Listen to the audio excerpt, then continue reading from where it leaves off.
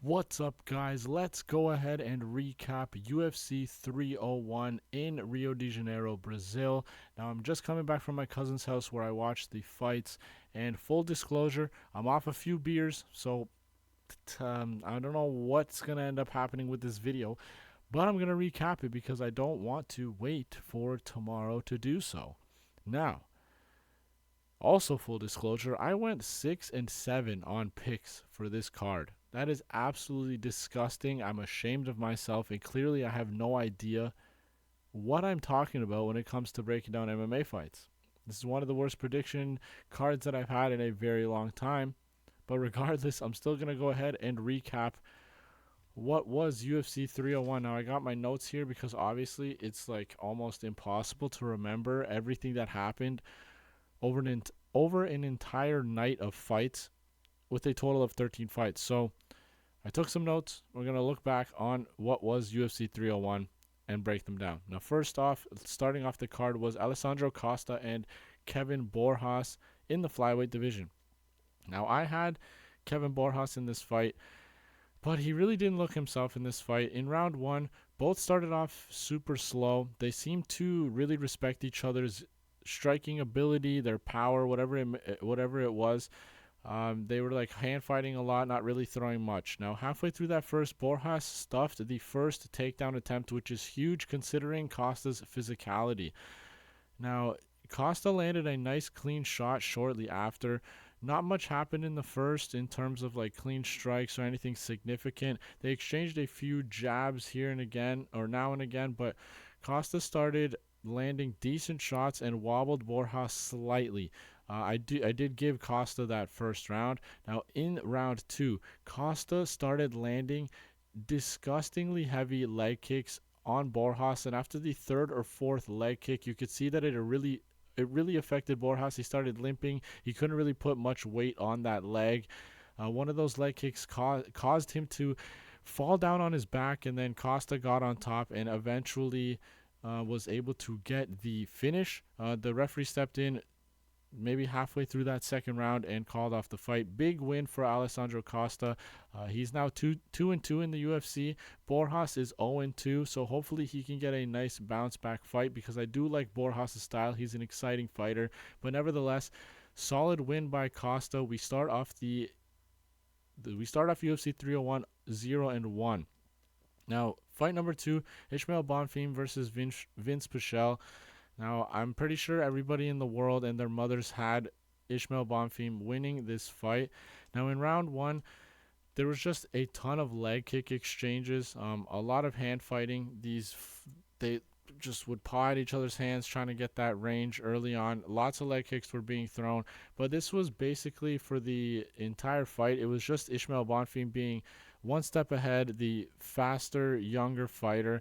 Vince Pichel is a super tough guy. There was like a couple of instances in that fight throughout it that where Ismael Bonfim looked like he was going to be able to take Vince Pichel out, but Vince Pichel's toughness, a combination of the toughness from Vince Pichel and the fact that I think that Ismael Bonfim really wanted to get the win and bounce back.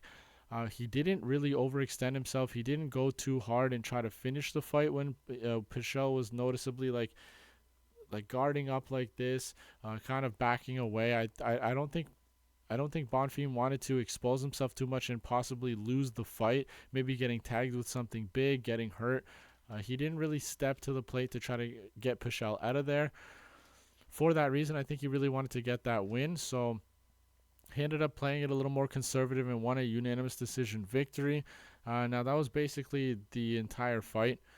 Bonfim was faster, younger, fresher, was landing the bigger shots, and that's all there is to say about that one. Nice bounce back win for Bonfim, getting back into that W column.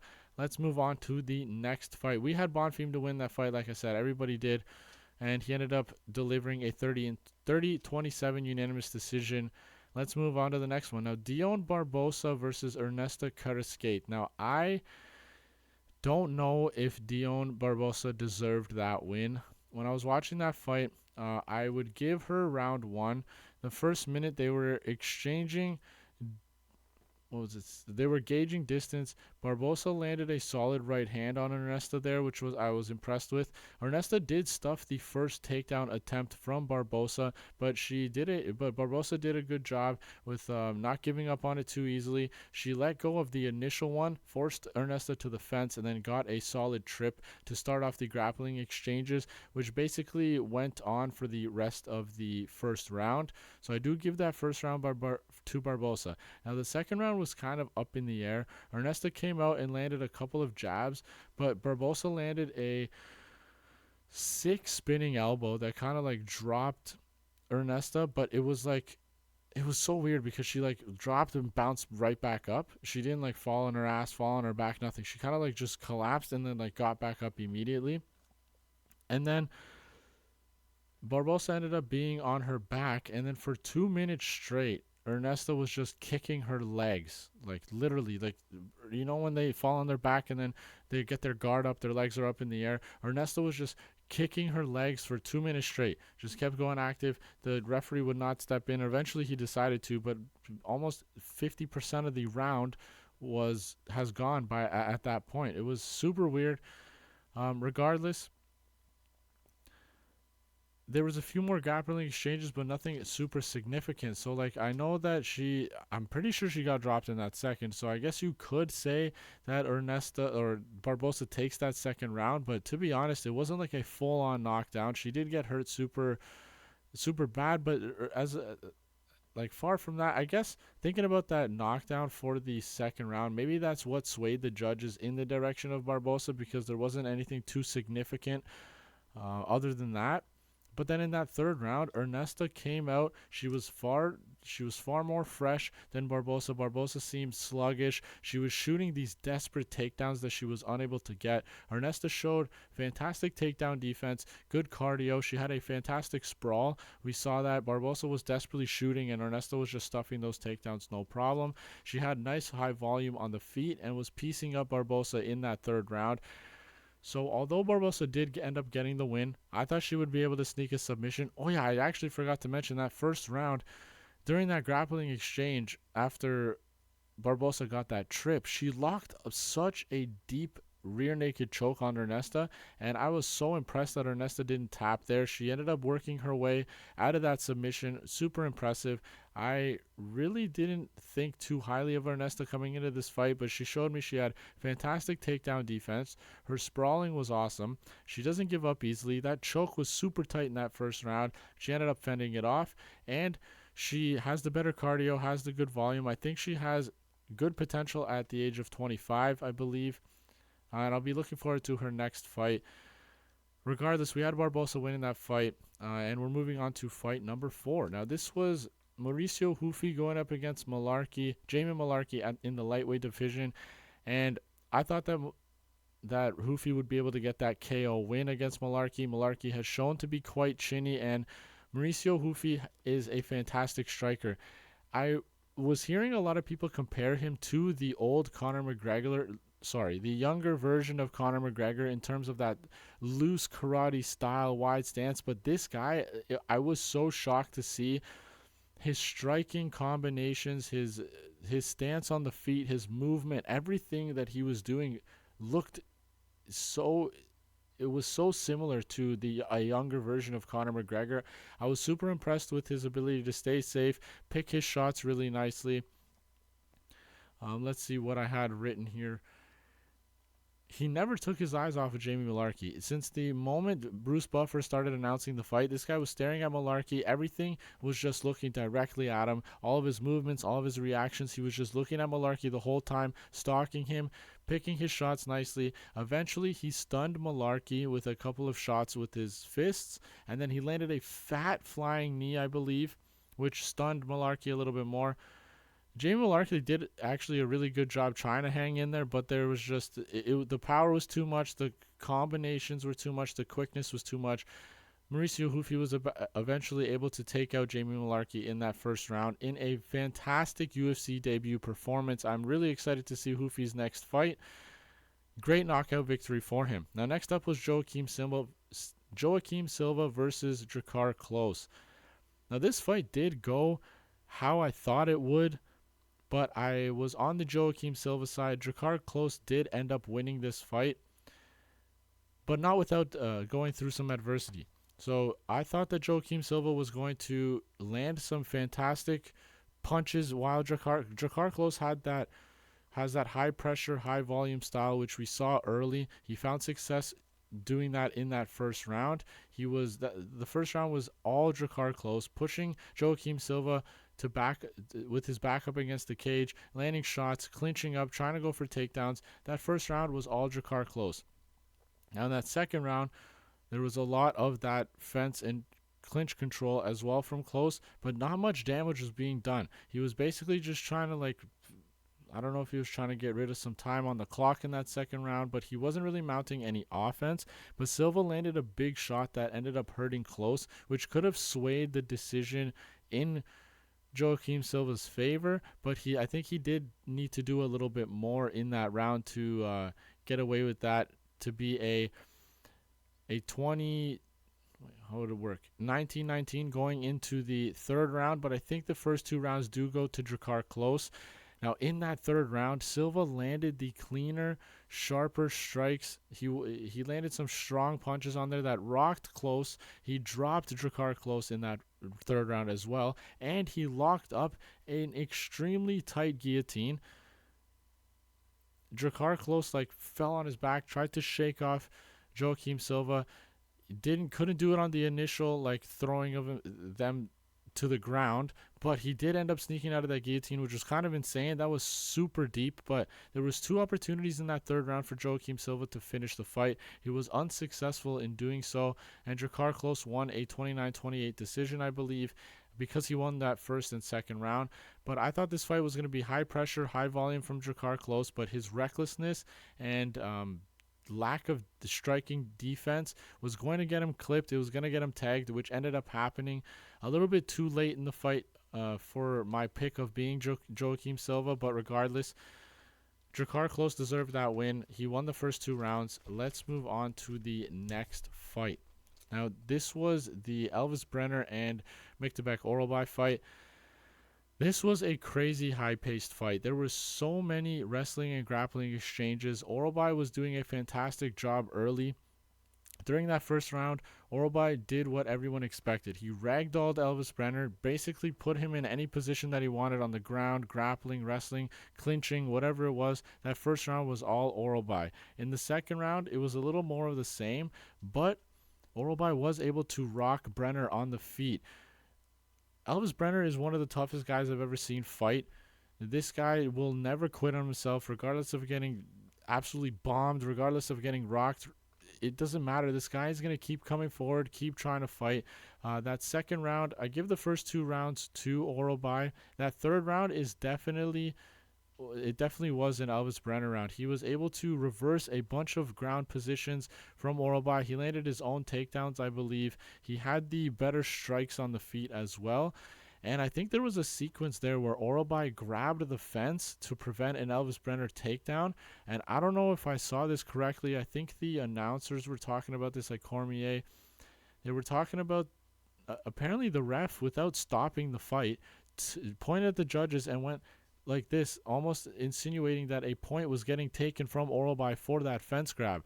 Now, that obviously didn't matter because Oralbai ended up winning the unanimous decision, but the referees in Brazil this weekend, they did not mess around. They were giving stern warnings off of first fouls. They were taking points away immediately. It was kind of nice to see. They were actually following the same game plan and actually implementing the rules properly. So hopefully we can see that more going forward. Regardless, it's unfortunate that Brener was unable to get this win in his home country of Brazil. He put up a fantastic fight against Oralbai, and a lot of people seem to think that Oralbai was invincible. He was going to come in and just absolutely dominate, but he did seem a little bit human in this fight. He does gas out. We saw it a little bit. He was tired in that third round. He's not as dominant on the ground as everybody thought. He can land those takedowns, but he lacks the control. They're both, I believe, 26 years old, so they have a lot of potential, a lot of room to grow. I'm excited to see both of these guys back in the octagon. Now, next up, we had Kowalkiewicz going up against Lucindo, and this was kind of a weird fight for me because the stream kept cutting out on me. I couldn't really see that second round. But from what I gathered from the first and the third, this was just all Lucindo. She had the youth, she had the speed, she had the strength in this fight. She was landing the better shots on the feet. She was more powerful in the clinch, and she did some work on the ground as well. A nice dominant win for a young 22-year-old fighter to go up against a veteran like Kowalkiewicz. It's a nice win to get under her belt in the UFC. I don't know what's next for Karolina at 38 years old. But in terms of Lucindo, I'm excited to see her get back in the octagon. She has a lot of potential. She's got 21 fights under her belt at 22 years of age, which is absolutely insane. But I'll be excited to see her back in the octagon. A nice dominant unanimous decision victory for her in that fight. Now this next one was Jack Shore versus Joanderson Brito. Now I picked Jack Shore to win, and up until that TKO, quote-unquote TKO that Joanderson Brito had, there was not really much going well for Jack Shore. Like, he was landing a little bit on the feet. I knew he would have some success with shots down the middle, which he was he was landing the better shots in the striking exchanges to Brito. Brito was kind of throwing wild and heavy strikes, trying to take Jack Shore's head off like we thought he would. But Jack Shore stays safe on the feet. He stays safe on the ground as well. But he was able to slip those punches, keep his guard up, and land some nice strikes down the middle. But Brito resorted to like wrestling and clinching a lot in that fight. He did it in the first round for the majority of it. He did it in the second round for the majority of it. But what stood out in that fight was Brito's leg kicks. He had Jack Shore kind of like limping around in that first round, and in the second round, this guy put a literal hole in the shin of Jack Shore. Jack Shore had it looked like you could fit your finger in a hole that Brito created from one of the leg kicks in his shin, and he was just spewing blood out of that. The doctors ended up deciding to wave off that fight, which was kind of interesting to me considering that Jack Shore was moving around. He was still being able to put weight on that leg. Now we're yet to see what the actual injury was, if it was just a cut or if that shin is actually partially broken. Regardless, Brito's leg kick seemed to be the deciding factor in this fight. He ends up getting a TKO win against Jack Shore, which on paper looks like a fantastic win. We are able to tell now that Jack Shore, regardless of the weight cut issues going down to 135, he is just not strong enough. He's not big enough to go up to the featherweight division, so maybe he thinks about going back down to bantamweight. I don't know what he's going to decide to do. This is 2 losses in a row for him now, so and Brito seems to be the real deal. This guy's powerful, throws heavy, he's super strong, and those leg kicks are devastating. I've never seen an injury from leg kicks other than beyond a clean break. That was the most devastating injury from a leg kicks that I've ever seen in a UFC fight. The guy had a literal hole in his shin. Now we get to the main card here. We had Paul Craig going up against Caio Borralho, and this fight went exactly like I thought it would. I was hoping that Caio wouldn't entertain the wrestling and grappling exchanges with Paul Craig, even though Caio has his own abilities on the mat. I just figured, why go in the world that Craig is so used to? Paul Craig, as we know, is a jiu-jitsu specialist. He has fantastic grappling, and if he has any chance of winning this fight, it was on the mat. So Caio did a fantastic job not entertaining those grappling exchanges with him. He kept going up, letting Paul Craig up on his feet when he got to the mat, or if Caio ended up landing that takedown. He was the far better striker. He was fast. He was landing heavy shots. Beyond an early takedown from Craig in that first round, he really wasn't able to land anything.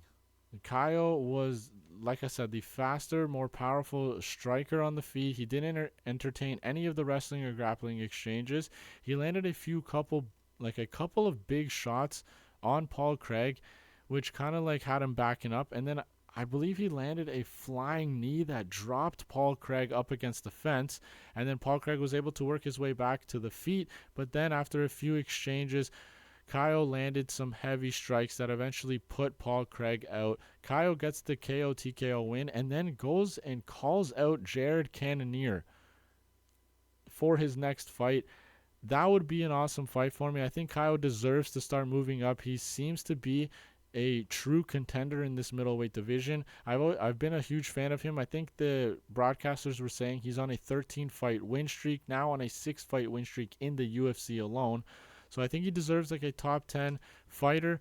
I think Jared Cannonier might be booked right now, but if he's not, I think Caio deserves that fight. It would be a fantastic matchup.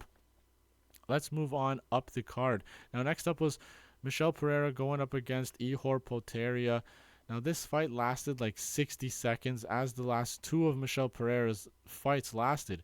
Ihor Potieria came in. They were gauging their distance, blah, blah, blah. Potieria ends up throwing a leg kick, and Michel Pereira times a counter left, I believe, so perfectly that he put Potieria on his ass, and then in typical Michel Pereira fashion, he turns around, does a backflip, and lands on Ihor's head with his knee. This guy literally caused an illegal knee with a backflip onto the ground. Obviously, it wasn't called. Potieria worked his way back up to his feet, but during him getting up, Michel locked a standing guillotine up, and it was extremely tight. Potieria had no choice but to tap within a minute of that fight. Now, Pereira seems to be an absolute savage at 185. I'm glad he decided to go up a weight class so he doesn't have to kill himself going down to 170. He seems like an absolute savage. Start throwing top 15, top 10 fighters at this guy.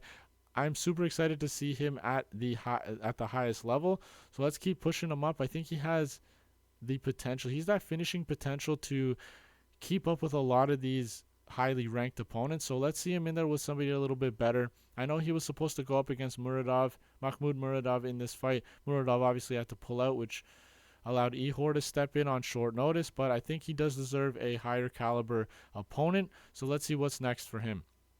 Next up was Anthony Smith versus Petrino, and despite everything that happened tonight, I think the biggest shock was this fight. Now, unfortunately, the very legal stream that I was watching ended up cutting out during this fight as well, and when the stream ended up coming back, I could not believe my eyes. Anthony Smith submits Vitor Petrino by guillotine in that first round. From what I was hearing from the broadcasters, Petrino was having success on the feet, and then he went for a takedown. Anthony Smith immediately went for a guillotine, and Petrino obviously disregarded it. He threw him down to the ground, and Anthony Smith, just because they're both dry, they're both fresh, Anthony Smith's got all the power in his arms still. He ended up just choking him out, and Petrino tapped out. So at 26 years old, Petrino showed his inexperience. He showed that he's super green in mixed martial arts. His 0 gets taken from him. He is now 11-1 in MMA. Anthony Smith gets a bounce back win, and it's always nice to see a veteran get a bounce back win, especially since they've been struggling lately, especially against a surging prospect like Vitor. That's a huge win for Anthony Smith. I'm sure that boosts his confidence a ton, but in terms of Petrino, I'd like to see him get back in there early. I know he got guillotined, but he didn't really take much damage in that fight. I think that pressure of being undefeated is going to be a nice little release for him. He's not going to be as stressed going in there. Maybe he takes a little bit because it's kind of embarrassing at this point to lose to Anthony Smith. Regardless, I was extremely shocked when the stream finally ended up coming back. Big win for Lionheart, that's for sure. Now we move on to the co-main event here. Jonathan Martinez up against Jose Aldo, the absolute GOAT at featherweight. This was a bantamweight fight, though. As we know, later on in Jose Aldo's career, he ended up going down to 135. Now, this fight I'm super salty about because I should have followed my gut. When this fight was announced that Jose was making his return, I had a feeling that Jose Aldo was going to win. He was that veteran savvy, the quickness and all that stuff. I just had a feeling that Jose was going to win. But I broke down film. I kind of let people get in my head, other analysts saying that Martinez is going to be the younger, fresher fighter. Jose Aldo is coming off of his retirement, 2 years removed from MMA. He was boxing, but obviously that's a completely different sport. And I didn't end up going with my gut. I picked Jonathan Martinez, and boy, did Jose Aldo look at home in that octagon. This guy didn't look slow. He didn't look like he's been out of the octagon for 2 years. He was the faster fighter at 37 years old. he looked durable. He didn't really allow Martinez to land any mount any sort of offense against him. And Martinez kind of like froze up. He was still throwing strikes, but he was just kind of like throwing to like these weak jabs.